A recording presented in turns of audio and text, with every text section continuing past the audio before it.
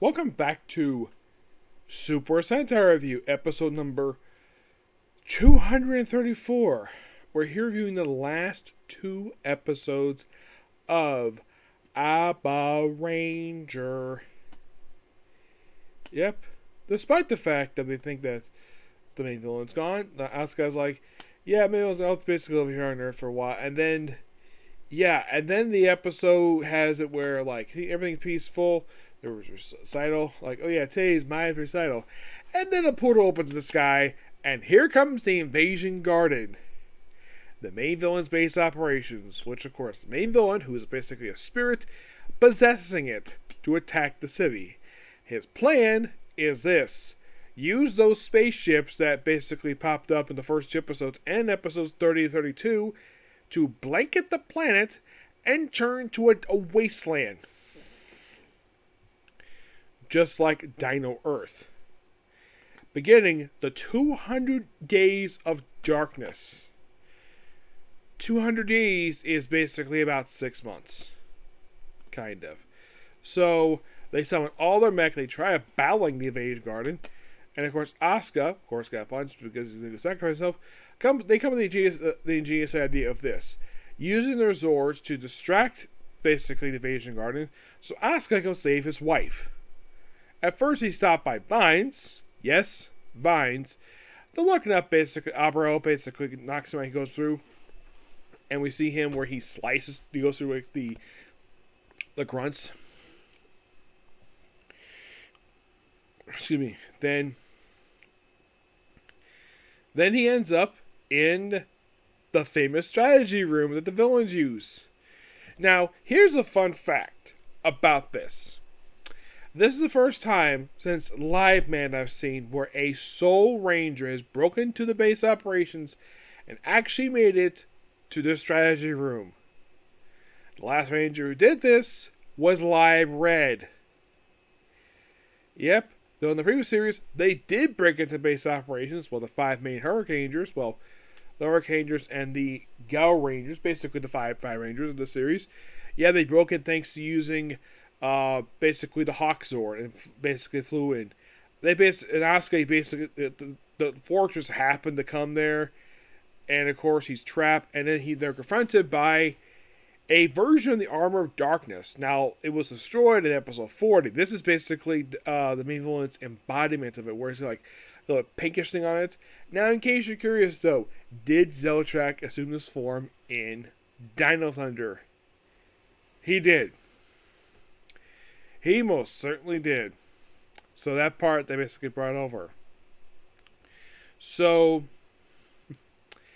yeah, and they're fighting him, and of course they think they defeated him, and then of course Abaranger just basically goes to help him out because why not? They take him out, but he's not done yet, and of course they have to get outside thanks to Rishima Hio, and of course they also bring in the Max Megazord.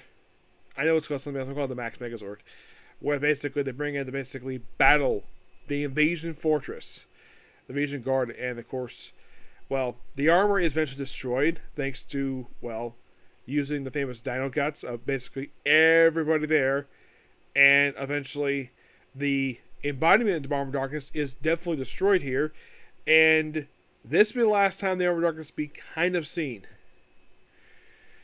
In case you're curious though, does the Armor of Darkness itself ever return after this?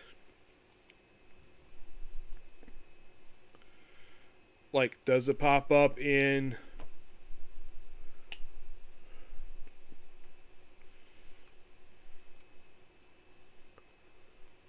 like another series?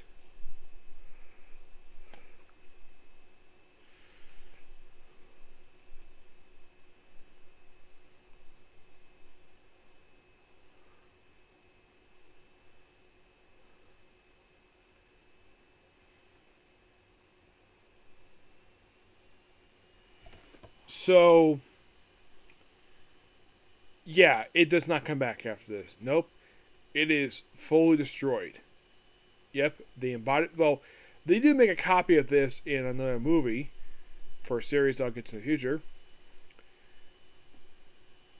But you might be thinking, does the Wiki ever come back at this episode? No, he doesn't. He stays dead. will get to him. So eventually, looks like that the two main mechs basically destroyed by main villain. By the way, Transfer 2 takes the baby, Mai, Emmy, and of course the old man. Sako, the tunnel hide. But eventually, after everybody's feeding, of course, Asuka and Rentu are basically able to get out, and then everything's okay. And then we jump ahead 6 months later, where Emmy is the secretary to a doctor. We'll find out who he is in a minute. We see Mai, and looks like on top of an RV. And we see somebody fixing it, and it's Abaranger. You're thinking, how the heck did this happen? How did they survive? Well, they do explain this. So, Sato came with the idea to... Satoru, he comes with the idea to, like, stand your ground. I was like, no, don't stand your ground. So, they proceed to push the Avenger Guard into the frickin' Earth's core, and it's destroyed. And they basically dig it back to the surface. And now they have to give their goodbyes. And of course, everyone asks, like, what are you doing over there? I have nothing else to go open to over there because the Avalons are gone. Like, the organization is gone. Like, all the villains associated with it. Let's see. One was turned into baby. The other one's reformed. Everybody else is all dead. So, yeah. Basically, they go off to basically all the Zords. Basically, all go back to Dino Earth. Though, I should point out, though, 4 of them do return. The rest do not. Yes, all the auxiliary Zords never return after this last episode. Yes, for some strange reason, they only bring back just the main Zord, the main Megazord, and like Brachio. They're the only ones that come back. So, yeah. Yeah, and eventually, like, they go home, and then we jump ahead 6 months later to where it all reuniting. So the regular, Yoko, he apparently has become an employee there. Tarantula, he becomes an employee too. And, of course, well, it turns out Emmy is a secretary to Yokoto. Yep. She's basically a secretary. And, of course, Ran is a race car driver. Yep. And she grew her hair out. Yep. She grew her hair out a little bit, which I found that be interesting. Rentsu, he grew her hair a little bit, not much. Sandra, he didn't change very much. And of course, they all look like all new clothes. Like, you have it, don't you? He's like, what? Yeah, I do. And they take out their outfits and do. It's their basically Abarangers, their Abaranger uniforms, and of course they had some stew. And before that, we see 2 groups come in. One group is a couple. It looks like Alba Keller and Regal, probably their actor making an appearance. Nice of them to do that. The other is a people who look exactly like Asuka, Mahio, and Reiju. Yes, look exactly like them. And of course, everybody's shocked. Now, luckily that they don't say their names to them, because they know they're not these people. Because Alba Killer is dead, and the other 3 are off on Dino Earth. And of course, the woman who that duplicate Alba Killer looked is actually just the... They probably had the actors available for this last episode because it's the last episode of Ranger, so I bring them in, have some stew, have celebrate. We have Rintu where she just feeds the Pteranodon basically food, which I find it quite funny. Before that, he was falling for the regular, and then that's how he became an employee, which I found that weird. He's a guy, and he falls for another guy. I found that weird, but it's like that's there for like one scene, and then like it's like dropped afterwards, all because Renturo's back. Yeah, and she finds like the whole series is like when she first meets him, like, why is it basically one of the monsters falls for me? Yeah, seriously, I thought that was kind of funny.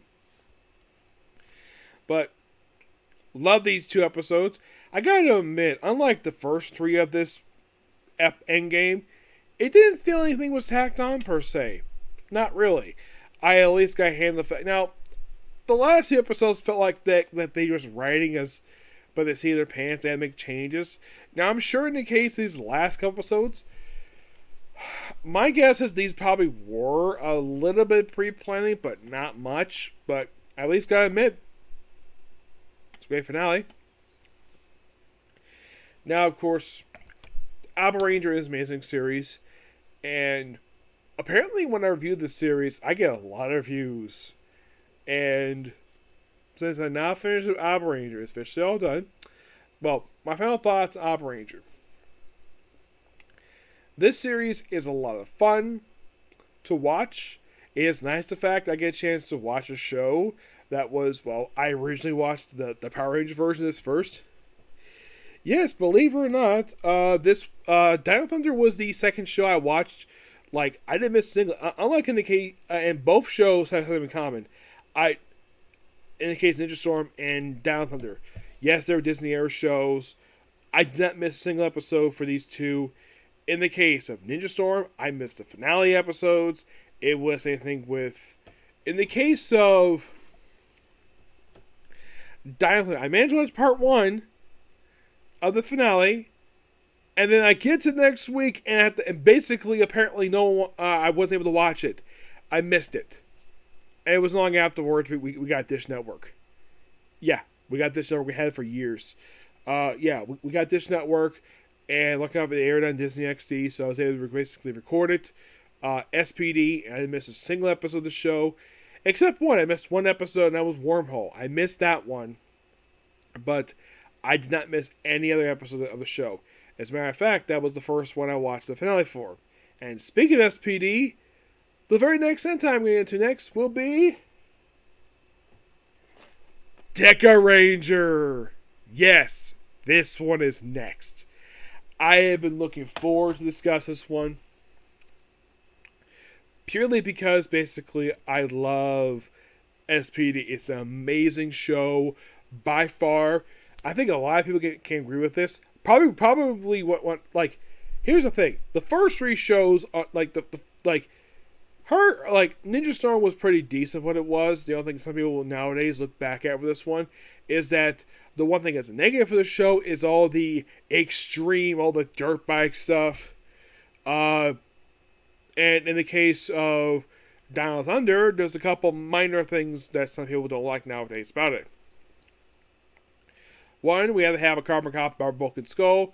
2, the extreme stuff again. Number 3, the fact they were high school students. Yes, the fact we had to go back to this. Don't know the reason for it, but we did. Lucky enough, Bakuryū, we don't go through this at all. Yep. Yeah, because Bakuryū, they kept the same theme, like space, and though they did make some changes, I'll talk about that when I talk about Bakuryū. Now, Bakuryū, from what I heard about it, is that it's a really good Sentai, and is so good the fact I picked this one next. Yep. In case some of you are curious, though, I was thinking of playing Hurricanes, watching Hurricanes 10 years later, right after this, because I'm going to watch the Gokaiger tribute and then that. But then I realized, though, oh crap, Nanami showed up in Bakuryū versus Super Sentai. So, basically, I have arranged it for this. That I'm going to watch. That'll be the first of 3 movies I watch after I watch Magic Ranger.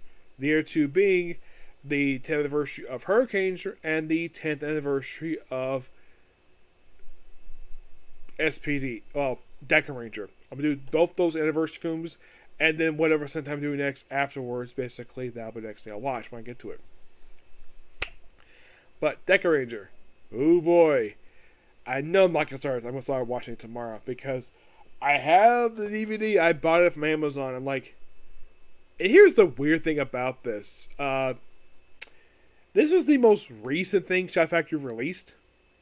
Thinking, really? Yes, really. This came out on DVD. Let's see if I can find it here. This was just like last year. And here's the weird thing. Magic Rangers not released here yet for Chef Factory. I don't know why. It's weird. but we'll talk about that later. But yeah, SPD. Looking forward to talk Deca Ranger.